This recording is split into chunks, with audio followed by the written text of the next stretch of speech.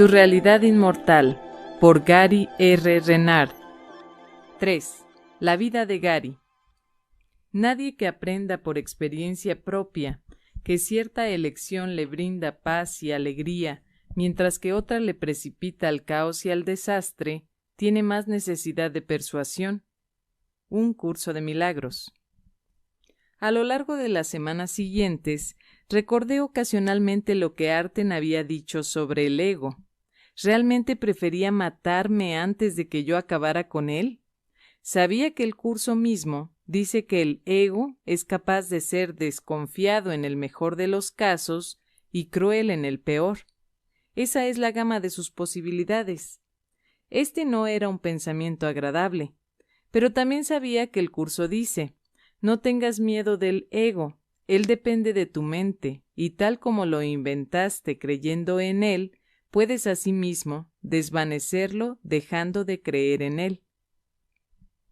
De modo que empecé a sentir que Arten no estaba intentando darme miedo, sino simplemente informarme de con qué me tenía que enfrentar. ¿Cómo puedo resolver un problema si no sé cuál es? También me pareció interesante que el curso usara la palabra desvanecerlo, porque me estaba dando cuenta de que el universo de tiempo y espacio es un hechizo, bajo el que me había puesto a mí mismo. Ahora mi trabajo era disiparlo, renunciando a mi creencia en el ego, un profesor al que había escuchado durante demasiado tiempo. Ahora yo creía en el Espíritu Santo, pero eso no significaba que el ego no me tentaría.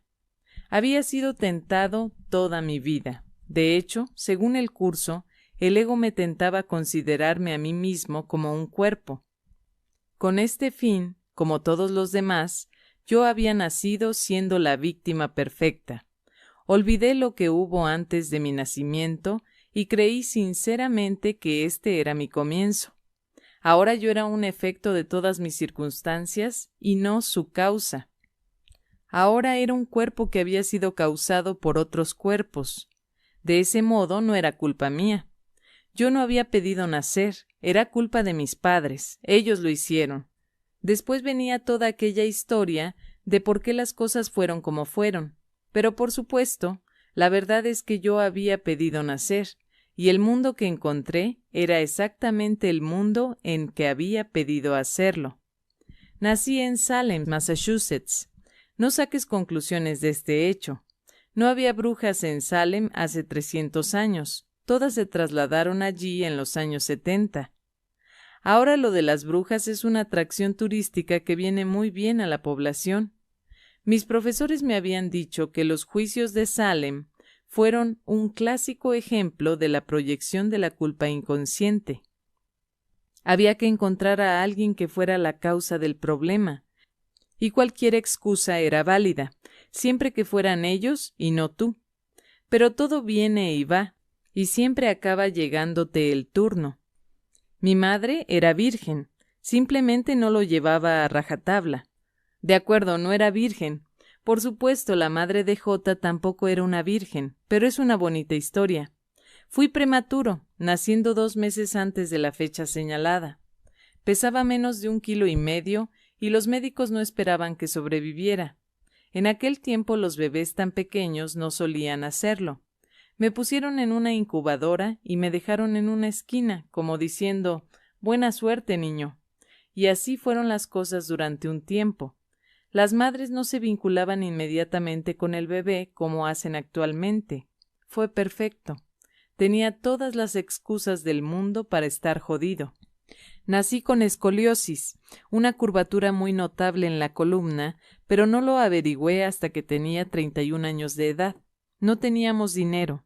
En la década de los 50, la gente que no tenía dinero ni seguro de salud no recibía tratamientos médicos, y es agradable ver cómo algunas cosas no cambian. Mirando atrás, puedo ver que la escoliosis me dejó sin energía. Cuando tienes la columna malformada, como yo la tenía entonces, la energía no puede circular. Es como si el cerebro enviara una señal al cuerpo, pero la línea telefónica estuviera cortada y el mensaje no llegase. Por entonces yo no sabía que es la mente y no el cerebro la que dice al cuerpo lo que tiene que hacer. Seguía estando a merced de los efectos en lugar de ser la causa. Como resultado de esto, era un adolescente sin mucha energía. Solo iba a la escuela porque tenía que hacerlo. Uno de los años falté a clase 30 días lectivos y me amenazaron con expulsarme. Después de la escuela solía sentarme delante del televisor y no quería hacer gran cosa. Mis padres empezaron a preocuparse. Todos mis amigos estaban buscando trabajos, saliendo con chicas y pasándosela bien, mientras yo me quedaba sentado allí sin ningún deseo ni ambición. Esto hacía que me sintiera diferente, como si hubiera algo erróneo en mí. Este es exactamente el camino del ego. ¿Qué es la culpa sino el sentimiento de que hay algo erróneo en ti? Estoy seguro de que me sentía deprimido, pero la gente no prestaba atención a la depresión en los años 60.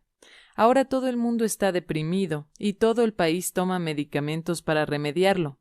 Pero entonces era como si me dijeran, ¿deprimido? ¿Qué quieres decir con eso? Consigue un trabajo. Por fortuna para mí, vino a los Estados Unidos un grupo inglés llamado los Beatles.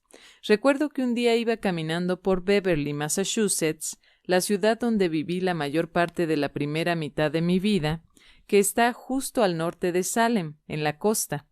Entré en una tienda llamada Hayes Music, donde ponían discos para que la gente pudiera escucharlos y decidir si comprarlos o no. Alguien pidió al dueño que pusiera un disco de aquel nuevo grupo que estaba teniendo tanta publicidad y que iba a salir en el programa televisivo The Ed Sullivan Show. La canción era She Loves You. Después de escuchar aquella canción de 2 minutos y medio, nunca volví a ser el mismo. El trabajo de George Harrison a la guitarra me hizo sentir escalofríos recorriendo mi columna, y eso fue genial, porque yo nunca sentía nada en la columna. En ese momento supe exactamente lo que quería ser. Sería guitarrista. Y me convertí en guitarrista.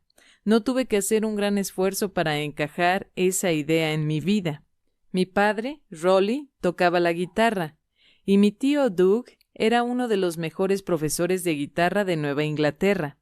Había tocado en la Radio Nacional, NBC, antes de la televisión, cuando la radio era el medio más importante. Si hubiera querido viajar, podría haber hecho una gran carrera como guitarrista. Y lo mismo era cierto para mi padre, que además cantaba muy bien. Ambos formaban parte de un grupo de los años 40, los Moonlight Serenaders, pero decidieron no viajar por motivos familiares. Acabaron ganándose la vida lo mejor que pudieron en la zona de Nueva Inglaterra, tocando juntos en varias bandas y también como solistas. Mi futuro tío fue quien presentó a mis padres.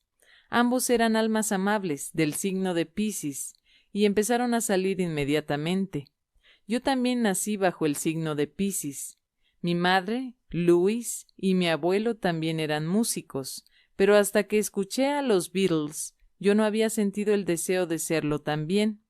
George Harrison, que Dios le bendiga, fue mi primer falso ídolo.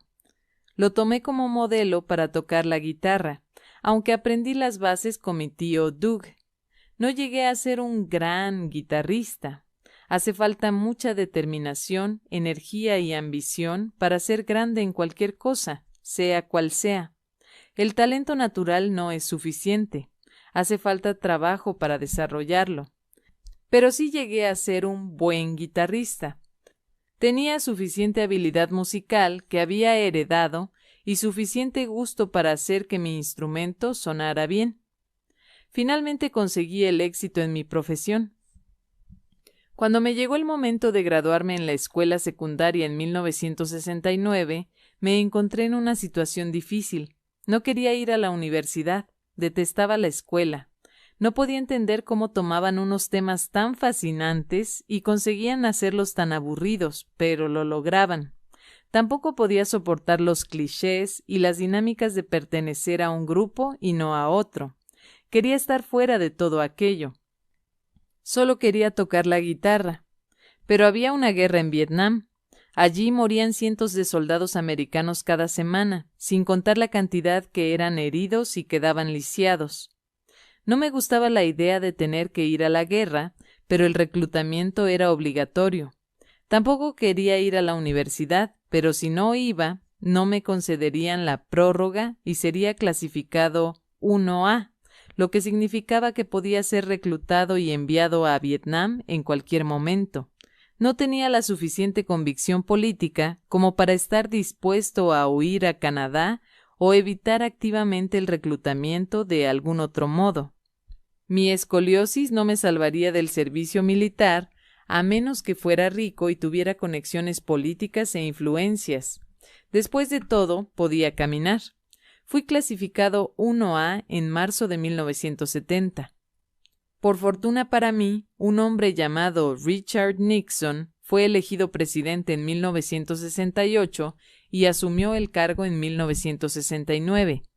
Yo lo despreciaba y despreciaba su promesa electoral de que tenía un plan secreto para acabar con la guerra. Cuando asumió su cargo, sin duda supo guardar un secreto. Me preguntaba cómo la gente de mi país podía ser tan estúpida, pues hizo falta más tiempo para retirar al ejército de Vietnam del que se tardó en ganar la Segunda Guerra Mundial. No obstante, después de jurar el cargo, Nixon me hizo uno de los favores más grandes que nadie me ha hecho nunca. Consiguió que el Congreso adoptara el sistema de reclutamiento por lotería. La cosa funcionaba así. Había unas bolitas con fechas escritas, como las bolas de una lotería. Introducían en el bombo los 365 días, o 366 si era un año bisiesto, y el orden en que salían las bolas determinaba el orden en que serían llamados a fila los reclutas que cumplieran los años ese día. El orden en el que sale la fecha de tu cumpleaños es tu número de reclutamiento. Si la fecha de tu cumpleaños sale dentro del primer tercio, digamos de la 1 a la 122 más o menos, es casi seguro que serás llamado a filas. Si estás en la parte media, desde el 122 hasta el 244 aproximadamente, la cosa está en el aire. Pero si la fecha de tu cumpleaños es extraída en el último tercio, entre la 244 y la 366, casi no tienes probabilidades de ser reclutado. El 1 de julio de 1970 se realizó el sorteo para mi fecha de nacimiento. Me acuerdo rezando al estilo antiguo: por favor, Dios, haz que mi número salga hacia el 300 para que no tenga que preocuparme de esta porquería. Cuando salió la fecha de mi cumpleaños, el 6 de marzo, fue la número 296. A la edad de 19 años era libre. Había obedecido todas las reglas y había tenido la suerte de quedar libre. No tenía que preocuparme por el reclutamiento. Era libre de tocar la guitarra y vivir feliz el resto de mis días, ¿cierto? Pero las cosas no funcionan así en este mundo. Si resuelves un problema en el universo del tiempo y el espacio, surge el problema siguiente.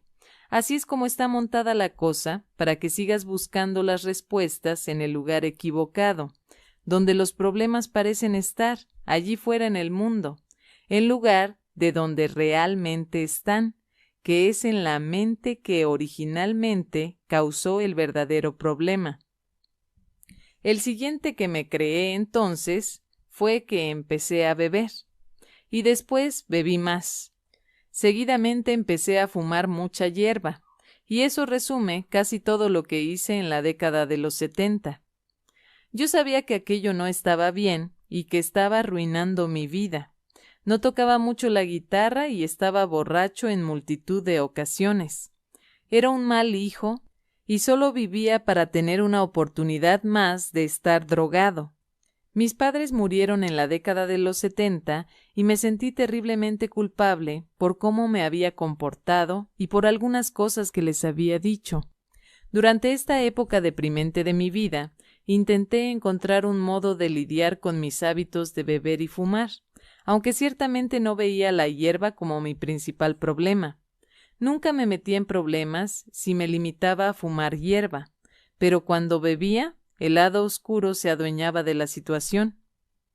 Por algún motivo, nunca me sentí cómodo en Alcohólicos Anónimos, aunque sabía que su terapia funcionaba para mucha gente. Yo era un juerguista que no bebía continuamente y usé eso para justificar que no era un alcohólico.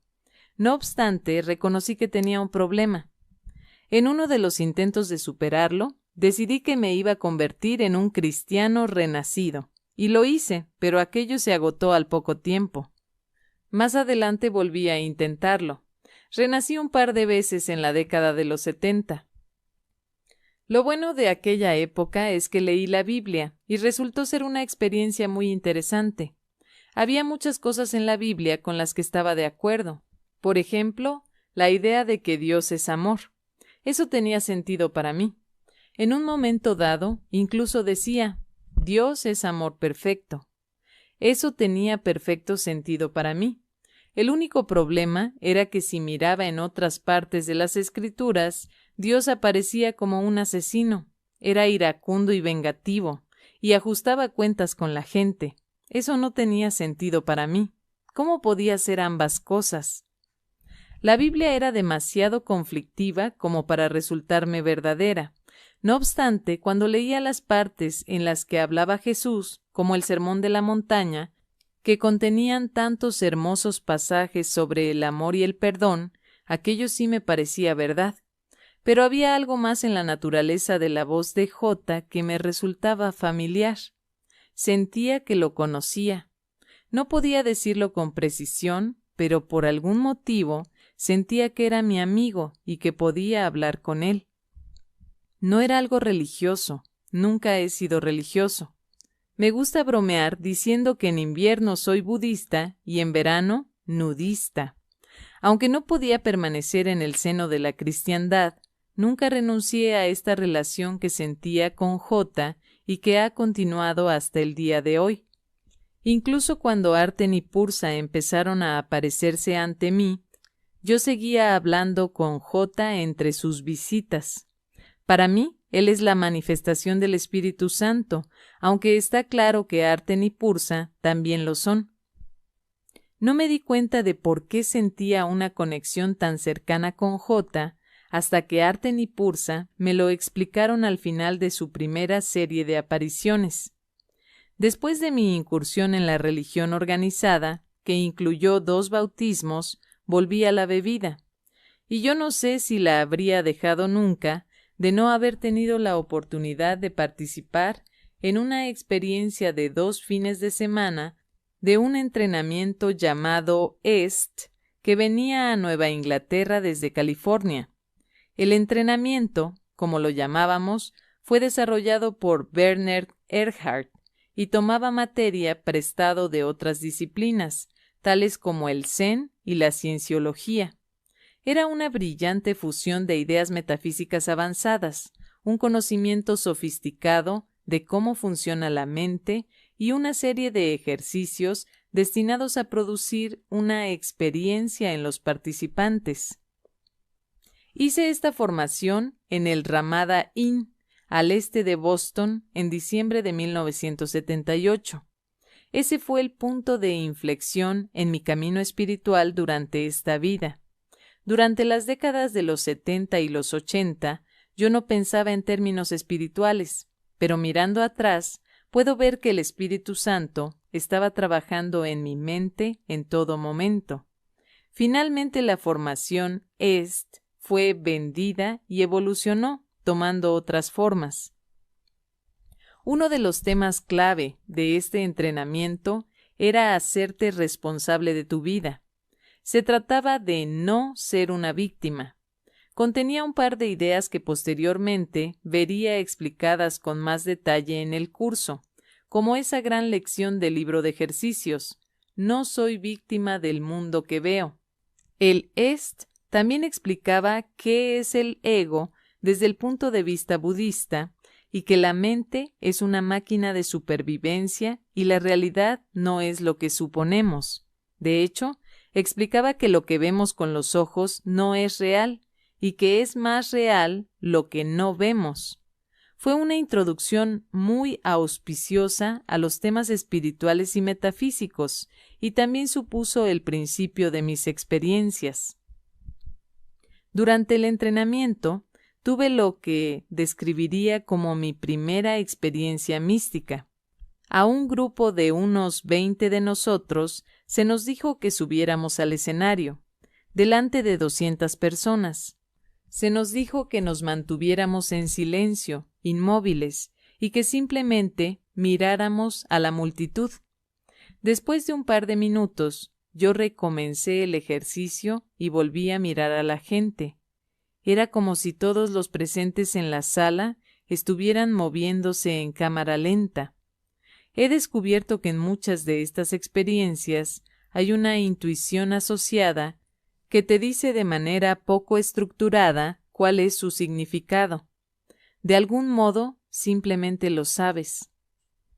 En este caso, cuando vi a la gente moverse de manera surrealista, en cámara lenta, la experiencia asociada a ella, aunque no duró más de un minuto, fue que yo era quien estaba haciéndolo. Era yo quien se estaba encargando del tiempo y del espacio. Podía hacer que se acelerara o que se ralentizara. El tiempo no era algo que me estaba siendo hecho a mí, sino algo que yo mismo estaba haciendo. No venía hacia mí, venía desde mí. Esto suponía una inversión de causa y efecto, y solo fue el principio de mi proceso de aprendizaje sobre el tema, pero un principio fascinante. También fue la primera de una serie de experiencias místicas, generalmente muy visuales, que aparentemente durarían el resto de mi vida. Como consecuencia de realizar la formación EST y de hacerme responsable de mi vida, algo cambió en mi mente inconsciente. La gente cree que lo que les dirige son las creencias que tienen en su mente consciente y que pueden controlar su mente cambiando sus pensamientos negativos por otros positivos.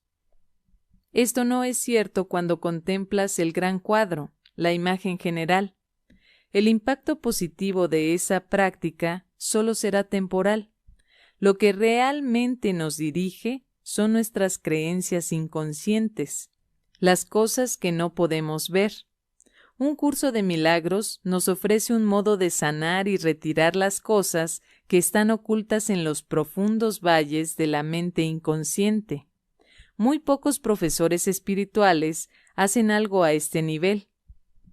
La formación EST, al reconocer la diferencia entre causa y efecto, tuvo un efecto en la mente inconsciente de muchos de los participantes, incluyéndome a mí. Y esto a pesar de que la formación, como casi todas las demás disciplinas, no comprendía el cuadro completo, ni incluía el método relativamente rápido de deshacer el ego que aprendería a lo largo de los años con mis amigos ascendidos. Nota: el entrenamiento EST fue desarrollado en 1974 y un curso de milagros se publicó en 1976, 11 años después de que comenzara su transcripción. Nunca vi una copia de un curso de milagros hasta la primera semana de 1993. El simple hecho de saborear el verdadero poder generó una situación en la que tomé la decisión inconsciente de cambiar mi vida y ponerme bien. Aunque en ese momento esa decisión estaba fuera de mi conciencia, sus efectos se hicieron patentes en mis pensamientos conscientes y en mi comportamiento.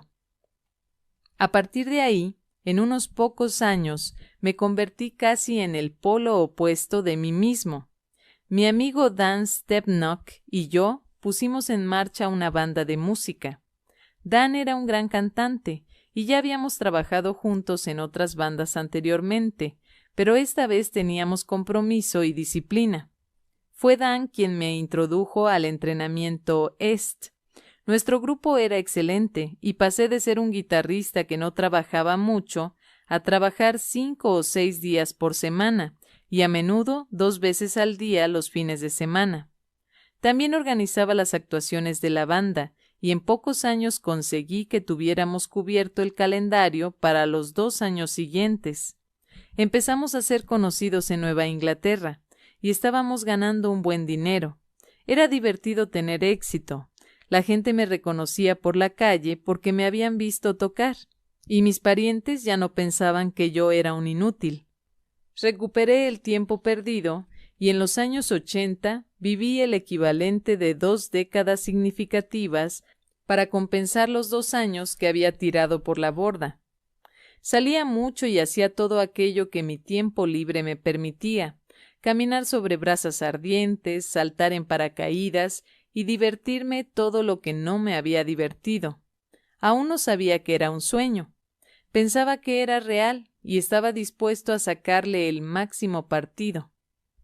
Cuando llevaba un par de años tocando en la banda, conocí a una mujer llamada Karen. Ella era mi tipo de mujer, pero yo siempre me había mostrado muy tímido con las mujeres. Cuando tenía 14 años, un acné muy agudo destruyó mi confianza. A partir de entonces me resultaba casi imposible acercarme a una mujer y ponerme a hablar con ella. Por algún motivo, Karen y yo empezamos a salir. Nos sentíamos cómodos el uno con el otro y en el plazo de 1 año y medio nos casamos. En muchas ocasiones el matrimonio resultaba difícil y más adelante dije públicamente que cada uno de nosotros era la mejor lección de perdón para el otro. 1 año después, la decisión que había tomado de ponerme bien atrajo a mi espacio, como decimos en otra de sus manifestaciones. Oí hablar de un quiropráctico llamado Bruce Hedendal, que tenía consulta en Gloucester y también era el quiropráctico del Ballet de Boston. Era un genio en su especialidad. Cuando fui a verle, aún no tenía mucha energía para hacer las cosas que quería en mi vida, y él me habló de la escoliosis. Sacó un espejo y me mostró la curvatura de mi columna, que yo nunca había visto. Bruce trabajó conmigo y en el plazo de 2 meses la mayor parte de la escoliosis desapareció. No todos los quiroprácticos son iguales, pero yo encontré a uno genial.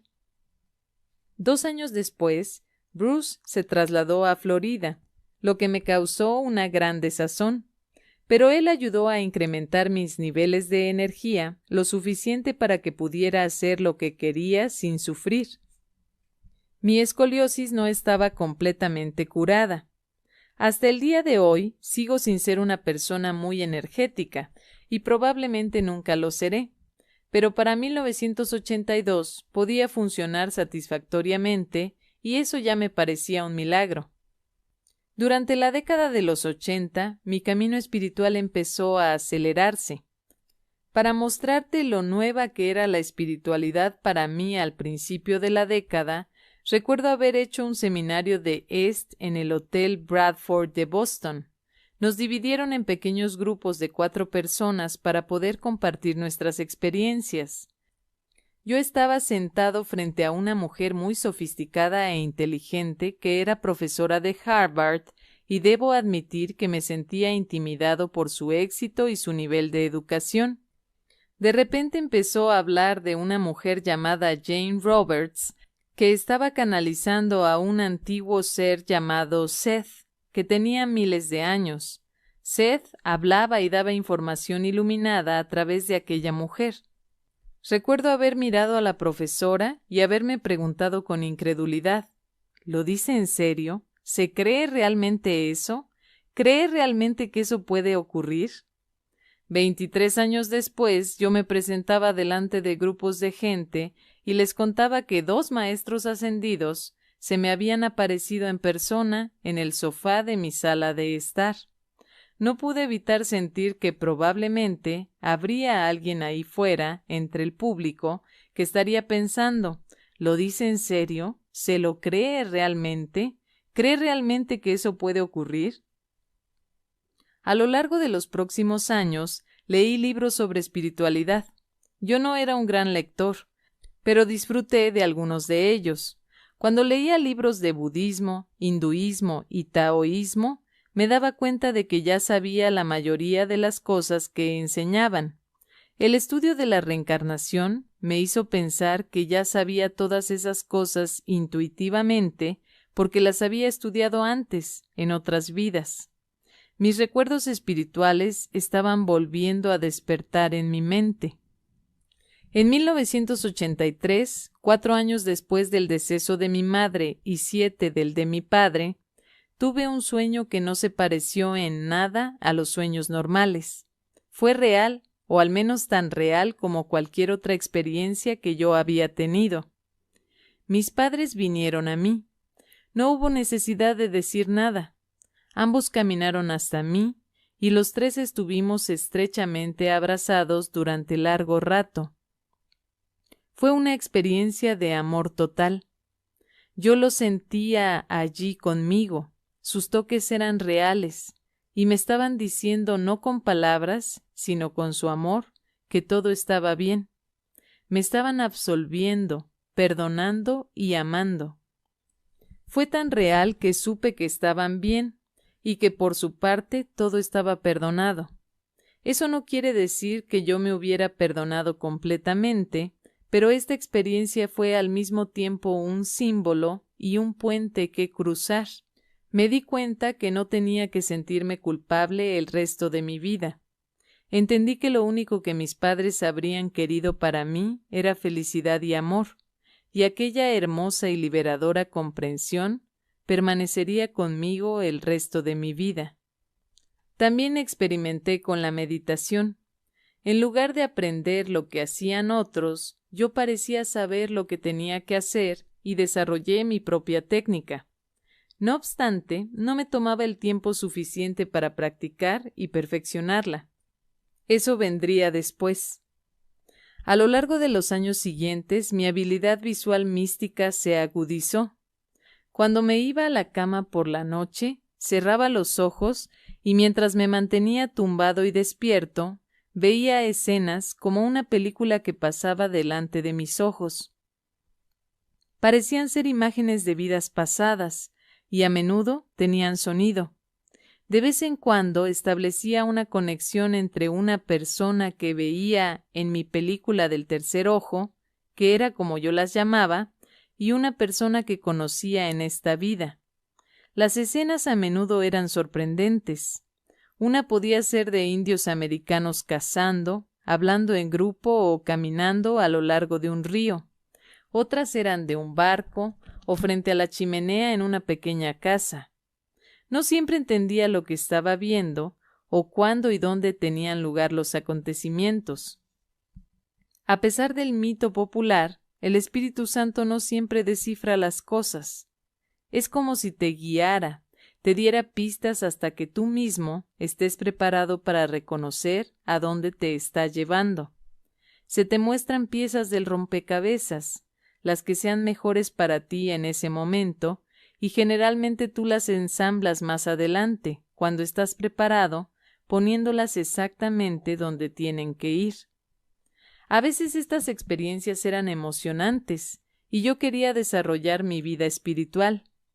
Después de haber estado 7 años en la banda, que se llamaba Hush, y que no debe ser confundida con otra banda del mismo nombre que existe actualmente, me di cuenta de que en realidad no era feliz, y esta comprensión tuvo un fuerte impacto en mí.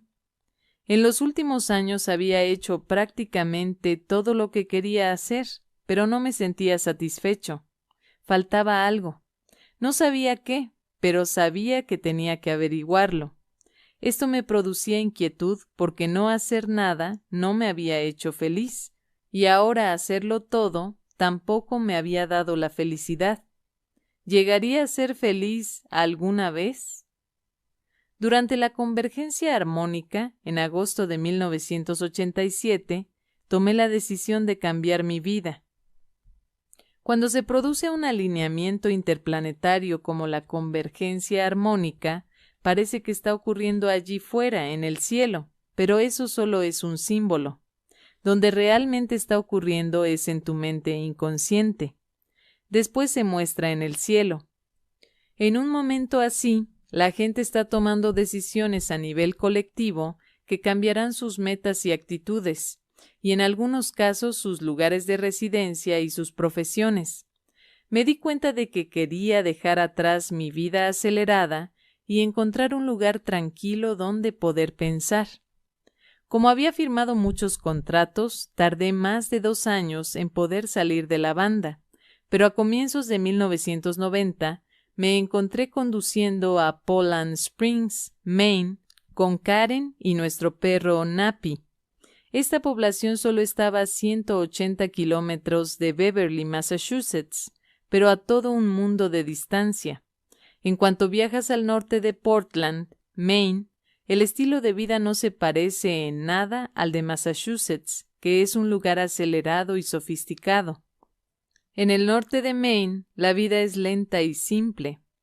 Es el estado más boscoso de los Estados Unidos. El 90% de su superficie está cubierta de árboles. Allí el aire es limpio, el agua clara y tiene la tasa de delincuencia más baja del país. Si quería paz y tranquilidad, había ido al lugar idóneo. Pero si quería dinero, no había dado con el sitio ideal. Tenía una vaga idea de comenzar un negocio y ganarme la vida. Cuando llegué a Poland Springs, había muy pocos habitantes y ni siquiera había aceras en las calles. Debería haber investigado más, pero mi vida en Massachusetts me mantenía muy ocupado. Intenté ser agente de cambio en el mercado financiero, pero por más que aprendía, mi conocimiento de los mercados y su funcionamiento no me permitía ganar suficiente dinero como para pagar los gastos y además obtener un beneficio. Tenía muy poco capital y toda la situación era muy frustrante. La meditación me daba un respiro muy bien recibido.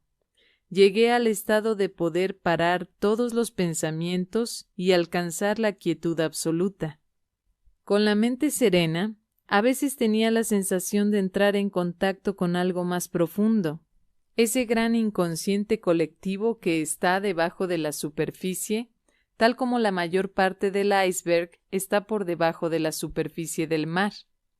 La magnitud de estas experiencias era mucho mayor de lo que podía haber esperado. Era como si estuviera conectado con algo enorme y asombroso. No lo entendía completamente, pero lo experimentaba. Tenía algo entre manos y practicaba cada día. La meditación siempre me permitía tomarme un bienvenido descanso del resto de mi vida, que era un torbellino. Después de algún tiempo, me di cuenta de que en realidad no me gustaba Maine con sus duros y fríos inviernos.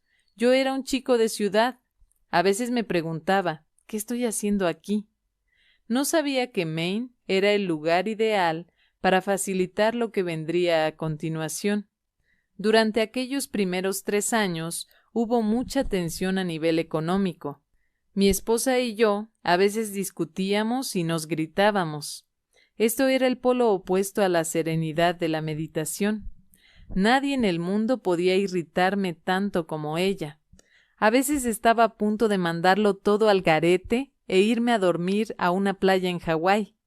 Mi vida no había sido tan difícil desde los 70, pero había un sentimiento subyacente que me mantenía en marcha. No podía confirmarlo con ninguna prueba, pero tenía un pensamiento recurrente en mi mente, el pensamiento de que había una buena razón para todo esto. En otoño de 1992, todo el aprendizaje espiritual de los 14 años anteriores pasó por un momento de crisis. Llegué a la conclusión de que lo único que podía hacer era eliminar el conflicto de mi vida. Cualquier borracho que haya despertado con la cara contra la alcantarilla, habiendo sobrevivido, se ha dicho a sí mismo que tiene que haber una manera mejor de hacer las cosas. A finales de 1992, después de 3 años en Maine, Arten y Pursa se me aparecieron por primera vez.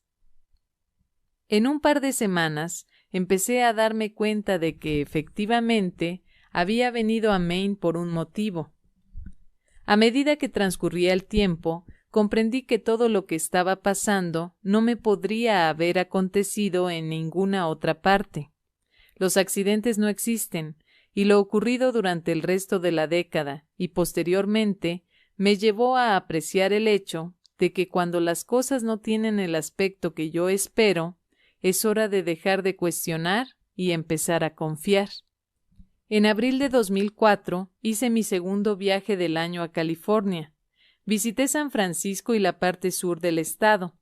Uno de los días estuve alojado en el Hotel Hyatt de Sunset Strip, en Hollywood, a punto de entrar en el ascensor para subir al tejado del edificio, donde se encontraba la piscina y desde donde podía apreciar la vista.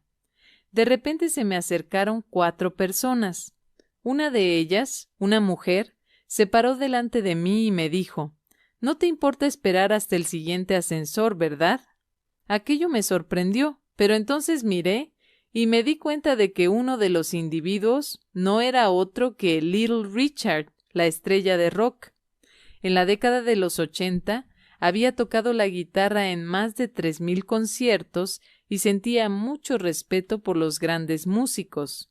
Le dije a la mujer: «Claro, pasen». Entendí que su trabajo consistía en evitarle tener que lidiar con las fans y los fotógrafos, y me parecía bien dejarlos usar el ascensor antes que yo.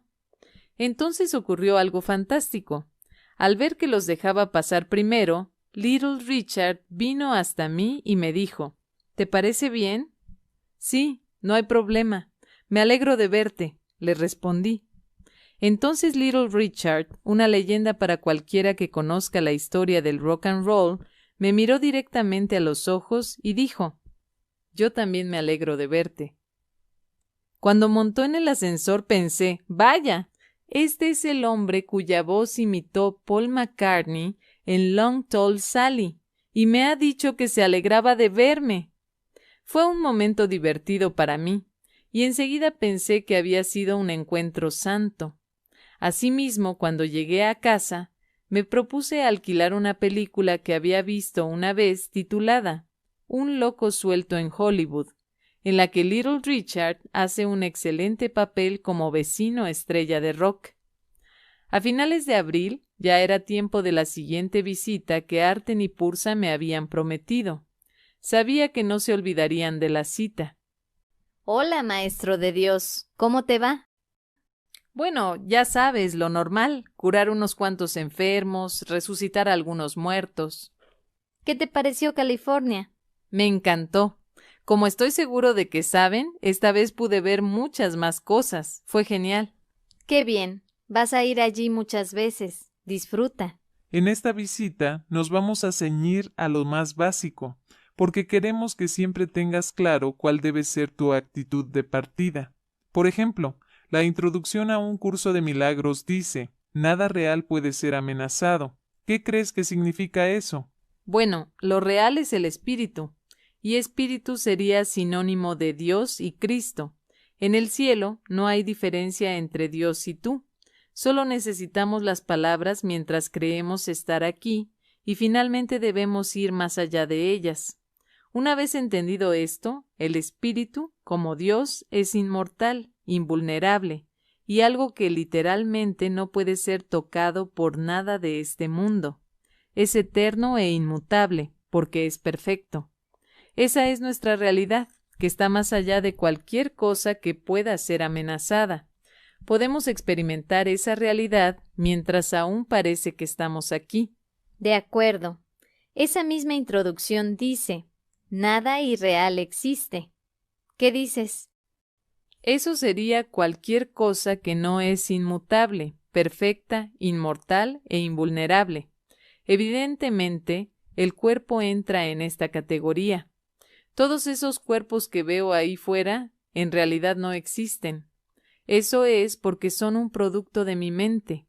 Solo cuando tengo la actitud de que esos cuerpos no existen es cuando puedo experimentar que mi cuerpo tampoco existe y que lo que realmente soy es eso lo que no puede ser amenazado de ningún modo. Muy claro. A propósito, lo has estado haciendo muy bien en tus desplazamientos. Yo mismo no podría haberlo hecho mejor. Bueno, sí que podría, pero estoy intentando que te sientas bien. Es divertido viniendo de ti, el menos famoso de los discípulos, pero me la paso muy bien viajando. Me siento como Dan Aykroyd en la película Blues Brothers. Estoy en una misión divina. Excelente. Siempre que te acuerdes de no tomártelo demasiado en serio. La siguiente línea de la introducción al curso es: en esto radica la paz de Dios. Esto se explica por sí mismo. Estamos mencionando la introducción para resaltar el hecho de que cuando hablamos de perdón, estamos hablando de tener elección. La elección es: ¿qué eres tú? ¿Eres algo separado de Dios? ¿Eres un individuo? ¿Estás viviendo realmente en este mundo? ¿Eres mortal? ¿Eres un cuerpo? ¿O eres espíritu, uno con tu fuente, inmutable y eterno, inmortal y totalmente invulnerable? Si eres lo segundo, entonces no hay nada que perdonar. Solo un cuerpo tiene resentimientos que perdonar.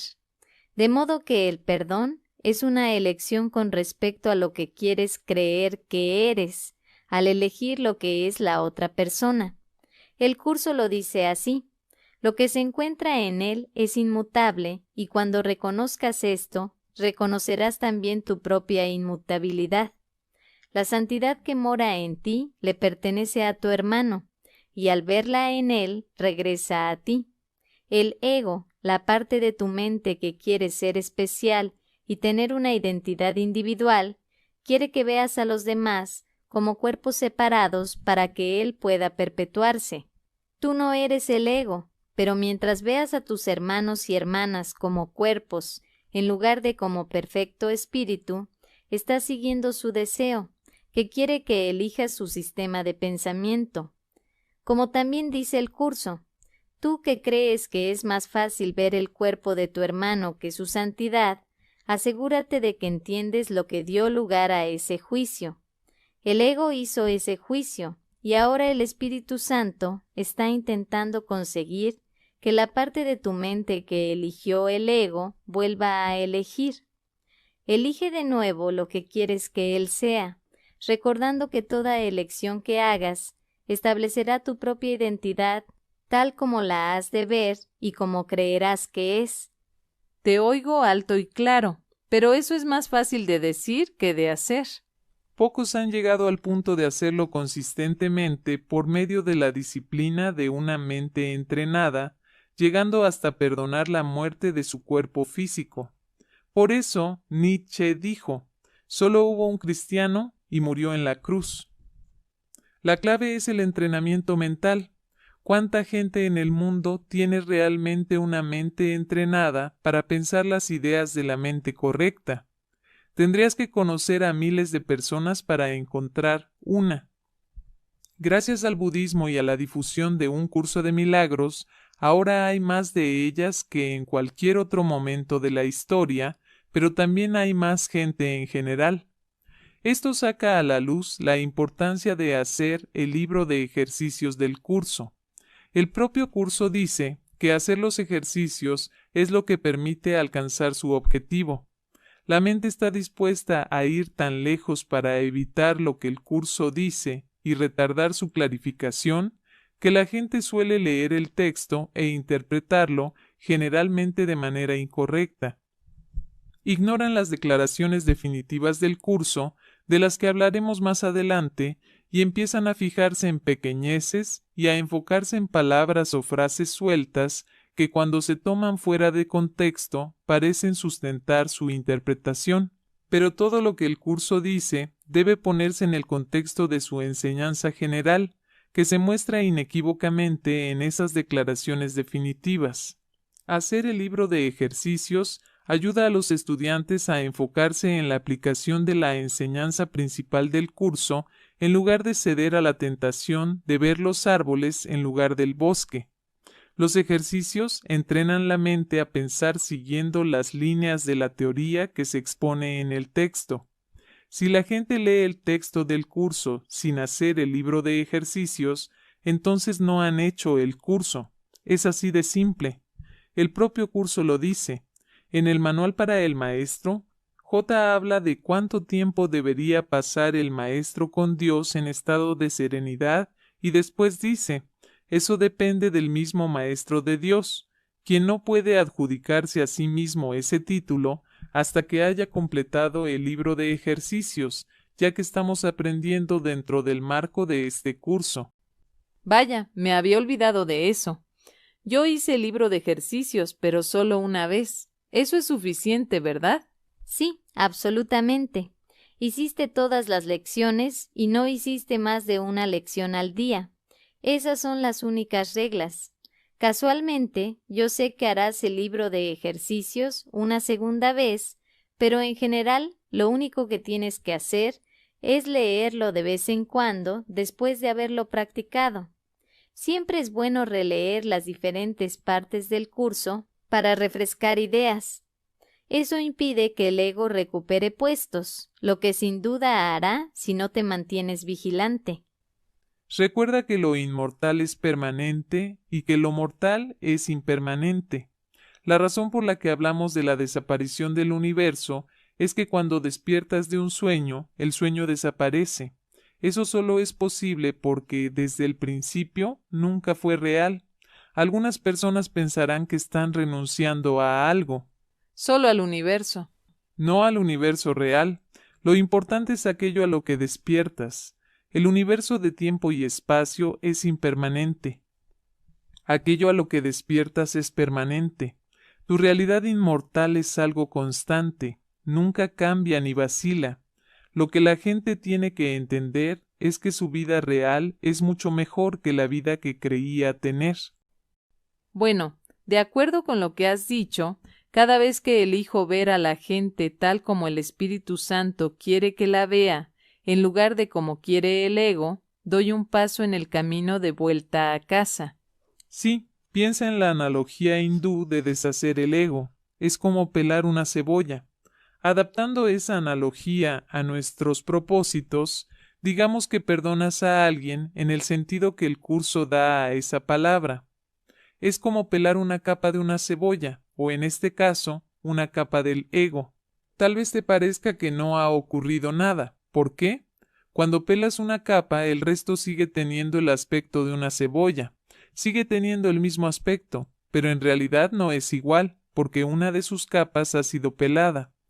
Ahora bien, digamos que eres perseverante. Tal vez ocasionalmente tienes experiencias de paz profunda que te animan. O tal vez ocurre algo que en el pasado habría hecho que te sintieras mal y esta vez no hace que sea así. Te das cuenta de que eso se debe a que has estado practicando el perdón y a que el Espíritu Santo está sanando tu mente a nivel inconsciente. De modo que sigues adelante y perdonas una y otra vez. Lo que ocurre es que se ha pelado otra capa de la cebolla. Es posible que aún conserve el mismo aspecto, de modo que vas al baño, te miras en el espejo y crees que sigues siendo el mismo, pero no es así. Tal vez estás viendo la televisión y perdonas una noticia que ves. Otra capa de la cebolla ha sido pelada, pero tú crees que no ha pasado nada.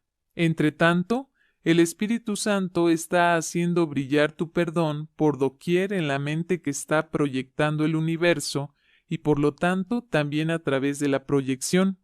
Eso corta como un rayo láser la culpabilidad inconsciente y sus proyecciones de karma. El perdón atraviesa todas tus vidas pasadas, todas tus vidas futuras y todas las dimensiones temporales, por todas partes en el universo de energía y forma, y a través de todos los universos paralelos que parecen existir. Están ocurriendo cosas increíbles. El Espíritu Santo realmente está colapsando el tiempo mientras tú estás ahí sentado. Debido a tu práctica del perdón, hay lecciones que ya no necesitas aprender, y el Espíritu Santo está borrando las cintas, llevándose dimensiones de tiempo que contenían lecciones que necesitarías haber aprendido si no hubieras practicado el perdón, y haciendo que dichas dimensiones desaparezcan. Y como tú no puedes ver todo lo que el Espíritu Santo ve, estás allí sentado pensando, esto es aburrido, no está ocurriendo nada. Pero está ocurriendo algo sorprendente. Muchas capas de la cebolla han sido peladas y tu ego está desapareciendo. Si perseveras y continúas practicando el perdón, en algún momento llegas a la última capa de la cebolla. Cuando pelas esa última capa ya no queda nada. La cebolla ha desaparecido. Y eso es lo que ocurre con el ego.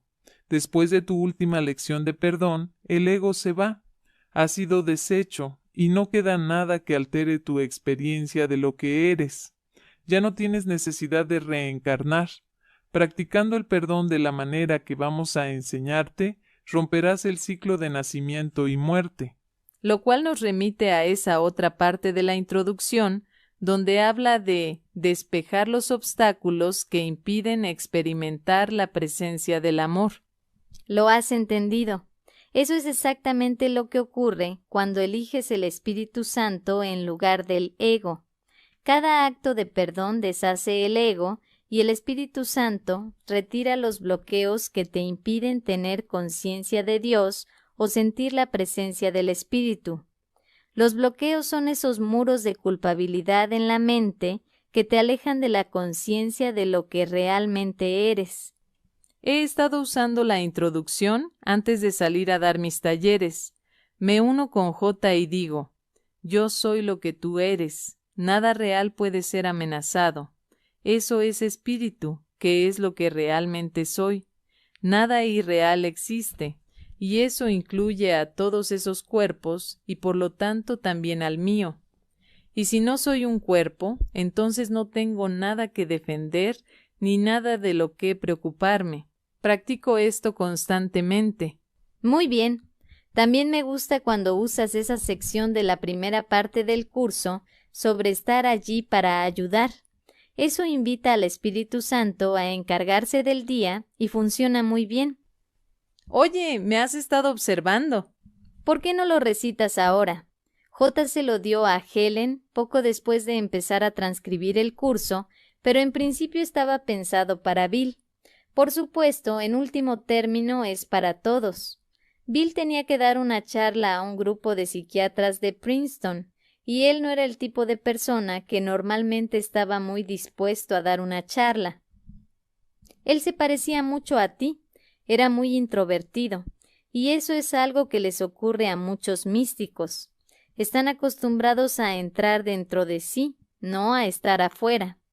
De modo que cuando Bill pensó en las palabras de J, se relajó, porque sabía que el Espíritu Santo estaba allí mismo, encargándose de todo. De acuerdo, es algo así. En realidad es exactamente así. Estoy aquí únicamente para ser útil. Estoy aquí en representación de aquel que me envió. No tengo que preocuparme por lo que debo decir ni por lo que debo hacer, pues aquel que me envió me guiará. Me siento satisfecho de estar donde quiera que Él desee, porque sé que Él estará allí conmigo. Sanaré a medida que le permita enseñarme a sanar. De modo que añadamos el tercer modo de estar inspirado. Te unes con el Espíritu Santo. Es así de simple. Al dejarlo que se encargue, quedas absuelto de cualquier responsabilidad y de cualquier culpabilidad. Ahora es su responsabilidad, lo cual también es cierto para tus libros. Por supuesto, cuanto más hagas tu trabajo de perdón, más se liberará tu mente de los bloqueos que le impiden oírlo. Y cuanto más practiques uniéndote a Dios en el silencio de la verdadera oración de la que te hemos hablado, más claro estarás para escuchar al Espíritu Santo. Finalmente, hay un tercer método, que es el acto consciente de unirse al Espíritu Santo cuando sea apropiado para ayudarte a ti mismo o ayudar a otros en cualquier situación que lo requiera. Recuerda también que el Espíritu Santo no siempre se te mostrará como una voz.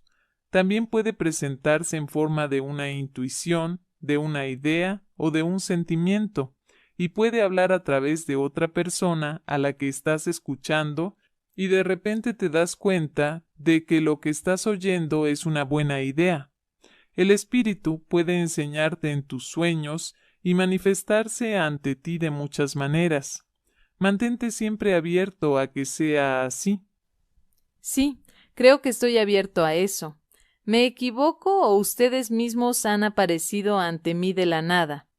¿Se acuerdan de la primera vez que aparecieron ante mí? No sabía qué demonios pensar. Sí, pero sabíamos que estabas preparado para ello. Los dos parecían tan pacíficos y eso hacía que me sintiera seguro. Y su forma de hablar, bueno, digamos que me quedé prendado. Lo más extraño es lo normal que me parecía. Me ponía a hablar con ustedes y me olvidaba de las circunstancias durante 1 minuto o 2, y después de repente pensaba, Señor, esta gente se ha materializado de la nada. Entonces me parecía extraño. Después decían algo, yo empezaba a hablar otra vez con ustedes, y todo volvía a parecer normal. Seguíamos así un rato y de repente volví a pensar, Dios mío, esta gente se ha materializado de la nada. Era una situación descabellada. Tal vez, pero el hecho de que nos aparezcamos ante ti no es más extraño que el hecho de que tú pienses que estás apareciendo aquí ahora.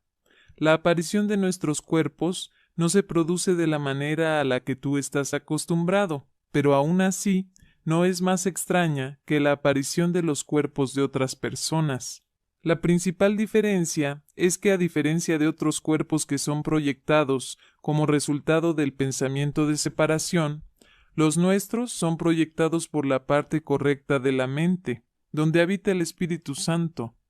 El propósito de nuestros cuerpos es enseñar, para que tú puedas entender que toda separación es irreal. Eso no significa que el Espíritu Santo esté proyectando estos cuerpos. El amor del Espíritu Santo es lo que está detrás de las apariciones. Y después, la mente recta es la que da forma a ese amor. Eso también es cierto con respecto a la voz del Espíritu Santo. Él puede sonarte como un tipo que habla inglés, pero el Espíritu Santo no es un tipo que habla inglés. El amor que está detrás de la voz es el Espíritu Santo, pero su forma surge de la parte recta de la mente dividida. Y hablando de la mente recta, vamos a darte 2 procesos de perdón que queremos que practiques. Queremos que te apliques uno de ellos a ti mismo y deberías usar el otro para practicar con los cuerpos que ves como si estuvieran fuera de ti. En realidad todos los cuerpos son lo mismo, pero te vamos a dar esta idea para que tengas alguien con quien practicar cuando no haya nadie a tu alrededor. Puedes pensar en ti mismo mientras dices el primero, o tal vez puedes repetirlo mientras te miras al espejo. Ese sería un momento ideal para pronunciar estas palabras. Repite conmigo. Soy espíritu inmortal. Este cuerpo es solo una imagen. No tiene nada que ver con lo que yo soy. Soy espíritu inmortal. Este cuerpo es solo una imagen. No tiene nada que ver con lo que yo soy. De acuerdo, lo intentaré. Bien, eres una persona típica, en el sentido de que tienes tendencia a proyectar tu culpabilidad inconsciente en los demás y pensar que están equivocados. Pero hay ocasiones en las que todo el mundo se culpa a sí mismo. Esta declaración sirve para esas veces. Cuando te estés fustigando, recuerda este proceso mental de perdón. Será especialmente útil para quienes tienen el hábito de culparse a sí mismos. Hay personas que proyectan su culpabilidad inconsciente en su propio cuerpo en lugar de proyectarla en los demás. Esto pone sobre la mesa un tema inquietante. El suicidio es el mayor problema del mundo y el mundo lo niega completamente. Es el pequeño secreto sucio del ego. Sin duda la gente habla del suicidio, pero no tienen ni idea de lo extendido que está. Hay más gente que se suicida de la que muere en todas las guerras y en todos los asesinatos del mundo juntos. Para darte un ejemplo, son más los bomberos que se suicidan que los que mueren en incendios. Nadie quiere hablar de ello. Nadie quiere examinarlo. Si alguien está deprimido, el sistema le suministra medicamentos y nunca examina los motivos. Eso es porque el ego no quiere mirar el tema de la culpabilidad inconsciente, que es la verdadera causa de los suicidios. El ego huye de mirarlo lo más rápido que puede. En Japón hay grupos de adolescentes que se conocen por internet y salen en camionetas a matarse juntos. Esto también se ha extendido un poco en Europa. Supongo que puedes imaginar cómo reaccionarían los padres en Estados Unidos ante una situación así. Sí, al principio alucinarían. Después le darían medicación a más gente. Es asombroso que los americanos no tengan ningún problema con los medicamentos siempre que las personas correctas ganen dinero con ellos. Las corporaciones y los gobiernos que ellas dirigen tienen lavado el cerebro a todo el mundo. Pero me estoy yendo por las ramas. Recuerda, algunos de los medicamentos son necesarios como una medida temporal para la gente. No hay muchos que puedan soportar ser curados inmediatamente. Eso podría ser amenazador para el ego. Sintiéndose amenazado, el ego podría volverse loco y encontrar otra manera de hacerles daño, y tal vez sería peor todavía. No olvides que la naturaleza de la dualidad es que tienes bueno y malo. Sí, las corporaciones tienen lavado el cerebro a la gente. En tu país, el pueblo vota en contra de sí mismo. Pero al mismo tiempo, hay muchas nuevas medicinas que ayudan a la gente, especialmente a la gente mayor, a no sufrir tanto como antes. Tus padres podrían haber utilizado algunas de las medicinas que existen actualmente. Sus vidas habrían sido más cómodas y menos dolorosas. Ellos no estaban preparados para aceptar que la mente es la que lo hace todo. No busques únicamente lo malo. No quieras ser un cínico. Quieres ser amor. De acuerdo, preciosa. Puedo entender una indirecta. La cura a largo plazo de todo esto es el perdón.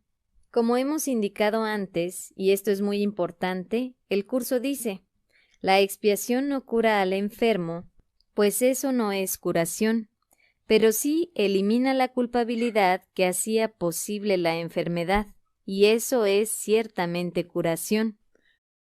Parece que se oye hablar de suicidios, pero eso es todo. No se habla más del tema. Sí, dado que el curso es la única enseñanza que no solo aborda, sino que además explica completamente el problema de la culpabilidad inconsciente, eso te indica lo importante que es poner esta enseñanza a disposición de la gente. Ahora mismo, la mayoría de los que la enseñan ni siquiera la comprenden, y los que la citan sin enseñarla, ciertamente tampoco. Toman frases fuera de contexto para apoyar lo que ellos enseñan, pero el curso te enseña que puedes deshacer el ego que está en tu mente, hacer que el Espíritu Santo sane toda la culpabilidad inconsciente y así ser libre. La manera más rápida de conseguirlo es cambiar tu manera de ver a los demás, a los eventos y a las situaciones.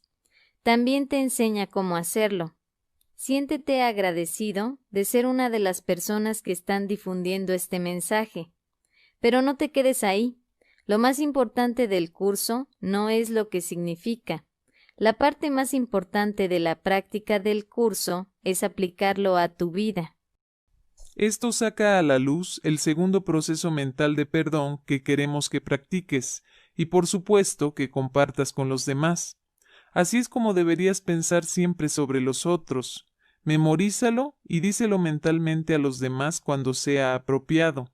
Obviamente, habrá ocasiones en las que estarás manteniendo una conversación con alguien. Entonces no te detengas a pensar en esto y decírselo mentalmente. Lleva una conversación normal. Haz siempre lo apropiado. No actúes de manera extraña. Cuando no tengas que hablar y tengas la oportunidad de enviar esas palabras de tu mente a la otra mente, piensa lo siguiente. Repite después de mí. Tú eres espíritu, completo e inocente. Todo está perdonado y olvidado. Tú eres espíritu, completo e inocente. Todo está perdonado y olvidado. Es genial. Sí, es genial. Yo solía decir algo parecido a mis pacientes en mi última vida. Decir estas palabras mentalmente a otra persona es un modo de hacer que sean verdad para ti en tu propia mente inconsciente y permite al Espíritu Santo sanar y liberar la culpabilidad inconsciente que te vincula con el universo de la forma. El secreto de despertar a tu inmortalidad no reside en dominar las cosas del mundo, sino en tu modo de mirar al mundo. Deja que te dé un ejemplo. Algunas personas que han estado estudiando un curso de milagros durante mucho tiempo se consideran muy inteligentes. Piensan que conocen el significado del curso. En algunos casos tal vez lo conozcan y en otros casos tal vez no. Sin embargo, lo importante es que tomes tu comprensión del curso, cualquiera que sea, y la apliques. El erudito que emplea su comprensión del curso para demostrar que es intelectualmente superior a los demás, en realidad no está haciendo el curso. Incluso mantengo que una persona que para el mundo tiene limitaciones mentales, alguien con muy poca inteligencia, pero que va por la vida mirando a la gente con amor y sin juzgarles, está progresando más espiritualmente en esta vida que el intelectual que va por la vida dándose la razón a sí mismo y quitándosela a otros con respecto al significado de un curso de milagros. Repito, no se trata de impresionar al mundo, lo importante es cómo lo miras. Madre Teresa fue un excelente ejemplo, miraba a todo el mundo con amor y perdón. En definitiva, su teología no tenía importancia. La mayoría de la gente a la que atendió a lo largo de su vida no eran miembros de su misma religión. Eso a ella no le importaba. Ella consideraba que todos eran merecedores del amor de Dios, sin excepción. No negaba a nadie su amor y su perdón. Eran completos y universales. No juzgaba ni condenaba a nadie, de modo que el Espíritu Santo curó su mente completamente. Se iluminó y rompió el ciclo de nacimiento y muerte. Excelente. ¿De modo que ella ya no tiene que volver? Correcto. Eso confirma que no es la teología, sino lo que haces con ella. ¿Sabes? Hay una escuela de pensamiento que dice que J tuvo que expresar el curso en los términos que está, porque de otro modo los intelectuales no se lo habrían tomado en serio. Si les das algo simple, no lo respetan. De modo que le dio esta presentación intelectual, bíblica y erudita para que fuera lo suficientemente impresionante como para que ellos quisieran escucharlo.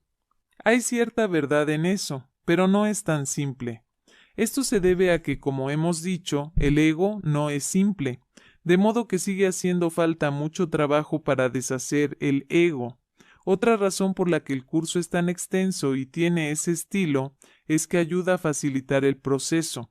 Lo que es simple es que siempre solo hay dos cosas entre las que elegir y solo una de ellas es verdad.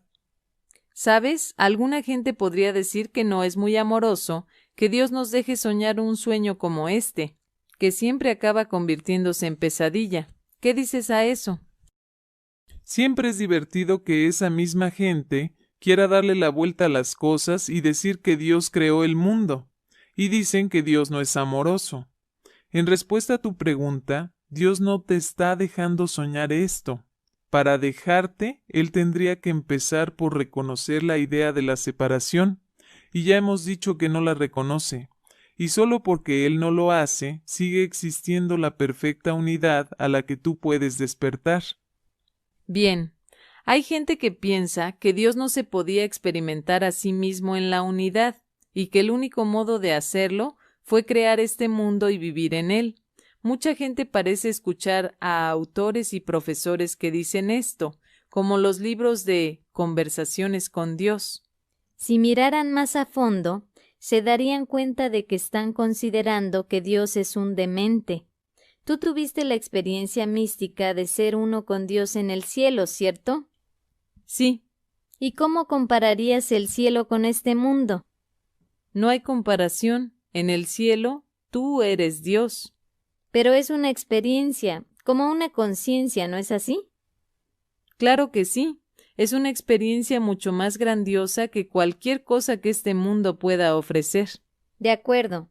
Entonces, la idea de que Dios tuvo que hacer este mundo para experimentar la dualidad y poder apreciarse y disfrutarse, equivale a la idea de que para experimentar y disfrutar del sexo, también tienes que experimentar que te metan un tiro en las tripas.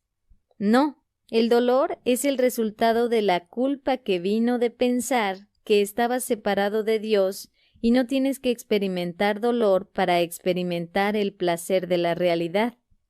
Pero tienes que perdonar el dolor y el sufrimiento y renunciar a ellos para retornar a la realidad. J no pudo ser más claro a este respecto en su curso, y es a él a quien tú deberías escuchar. El pecado, la culpabilidad y la muerte se originaron en el ego, en clara oposición a la vida, a la inocencia y a la voluntad de Dios mismo. ¿Dónde puede hallarse semejante oposición, sino en las mentes enfermizas de los desquiciados, que se han consagrado a la locura y se oponen firmemente a la paz del cielo? Pero una cosa es segura: Dios, que no creó el pecado ni la muerte, no dispone que tú estés aprisionado por ellos, pues Él no conoce ni el pecado ni sus resultados. Las figuras amortajadas que marchan en la procesión fúnebre no lo hacen en honor a su Creador, cuya voluntad es que vivan. No están acatando su voluntad, sino oponiéndose a ella. Vaya, eso sí es una declaración contundente.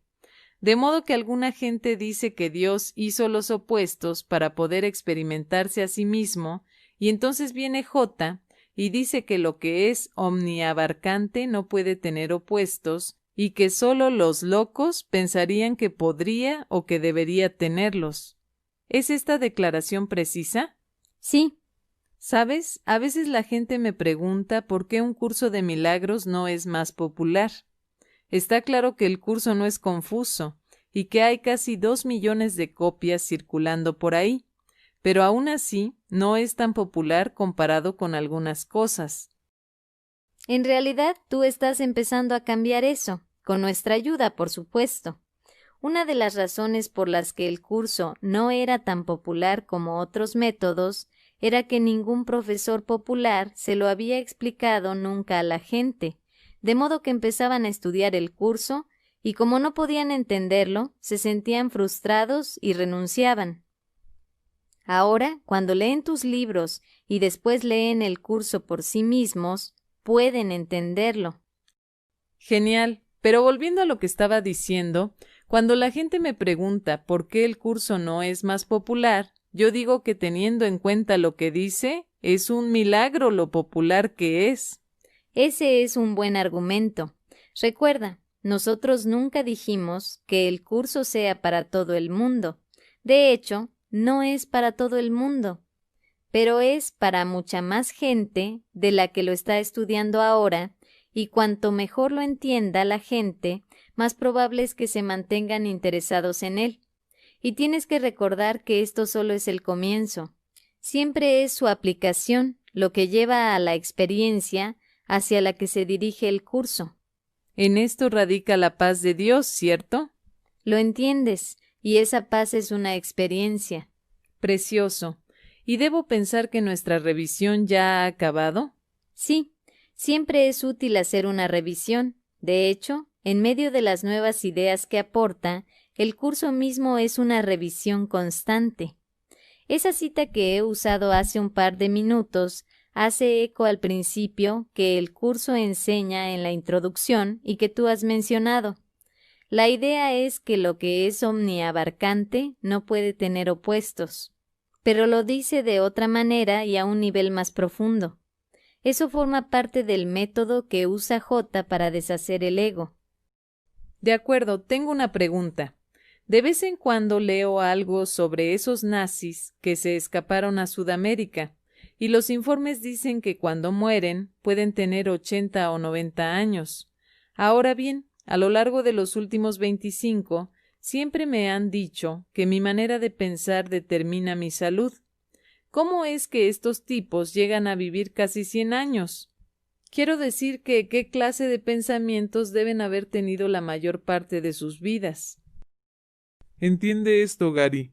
Tus pensamientos determinan tu experiencia de la vida, no lo que ocurre en tu vida. Lo que ocurre al nivel de la forma, cuánto tiempo vives, lo rico o lo pobre que eres, si tienes que afrontar una enfermedad del corazón, un cáncer o cualquier otra cosa, ya fue determinado antes de que pareciera que nacías. En el instante en el que elegiste el ego a nivel metafísico, todo lo demás fue un trato cerrado. Por eso la vida aquí no es justa. Y ahora no preguntes por qué deberías siquiera molestarte. He dicho que determinas tu experiencia con tus pensamientos y tu experiencia es lo importante. El único verdadero poder que tienes aquí es el de elegir entre el ego y el Espíritu Santo. Durante el proceso, si ocurre que cambias de dimensión temporal por el colapso del tiempo que realiza el Espíritu Santo y por tanto se despliega otro escenario dentro del guión fijo, debes considerar que eso es un beneficio adicional. No obstante, el curso no trata de esto. Y en cuanto al colapso del tiempo, recuerda que únicamente el Espíritu Santo sabe lo que es mejor para todos. Ponle a cargo del espacio y del tiempo. Pon a cargo a aquel que lo sabe todo. Si estás enfermo y tus síntomas mejoran porque has elegido el perdón, considera que eso también es un beneficio adicional. El verdadero objetivo es el cielo, pero el objetivo a corto plazo es la paz, y el final de todo el dolor y el sufrimiento. Está absolutamente dentro de tus medios aprender a acabar con toda la pena y el sufrimiento, a pesar de cualquier cosa que parezca estar pasando en el mundo e independientemente de los síntomas que parezcas tener. Esa es la respuesta del Espíritu Santo al guión del ego, caracterizado por la culpabilidad, el dolor, el sufrimiento y la muerte. De modo que ese nazi habría vivido hasta los 90 de cualquier modo, pero la calidad de su vida y el modo en que experimente esos 90 años está determinado por sus pensamientos, y eso también vale para su progreso espiritual y cuántas vidas tendrá que volver. Exactamente, excelente. Ya ha llegado el momento de irnos. Ten especial cuidado en este próximo viaje que hagas, querido hermano. Verás por qué te digo esto, pero pásatelo bien también. Gracias, lo hago lo mejor que puedo. Lo sabemos, y eso es todo lo que cualquiera puede pedir, Maestro de Dios. Recuerda los 2 procesos de perdón que te hemos dado. Y alguna vez, cuando estés en un largo viaje de avión y estés intentando hacer una siesta y no puedas dormir por las turbulencias o por alguna otra razón, piensa en estas palabras del curso. En el momento en que te tomes un respiro de los caminos de la tierra, se te recordará la imponente verdad que está dentro de ti. Al Hijo de la Vida no se le puede destruir, es inmortal como su Padre. Lo que Él es no puede ser alterado. Unas 3 semanas después, volvía de un viaje al medio oeste volando hacia Portland, Maine. Oí un golpe muy fuerte en el lado derecho del avión y vi por la ventana lo que pareció ser una llamarada. La azafata corrió pasillo abajo hacia la cabina del piloto. Los que estábamos en el avión, unas 60 personas, nos quedamos muy silenciosos, preguntándonos si había ocurrido algo terrible que impidiera funcionar al avión. Yo estaba nervioso. Pensé, maldita sea, justo cuando las cosas empezaban a ir tan bien. Después recordé lo que Pursa me dijo antes de que ella y Arten desaparecieran, y repetí las palabras del curso que me había dado. Pensé en mi naturaleza inmortal, y pedí a J que estuviera conmigo y me ayudara a ver esta situación de otra manera. Me sentí mejor inmediatamente, aunque aún no supiera lo que estaba ocurriendo. No tardé mucho en averiguarlo. Después de 1 minuto, la azafata habló por el altavoz y dijo: «Todo está en orden, amigos. Ha caído un rayo en el avión, pero ya hemos comprobado los aparatos y todo está bien». Todo lo que dije fue «gracias». Y después tomé una pequeña siesta mientras el piloto hacía la aproximación final a Portland. Hola, yo soy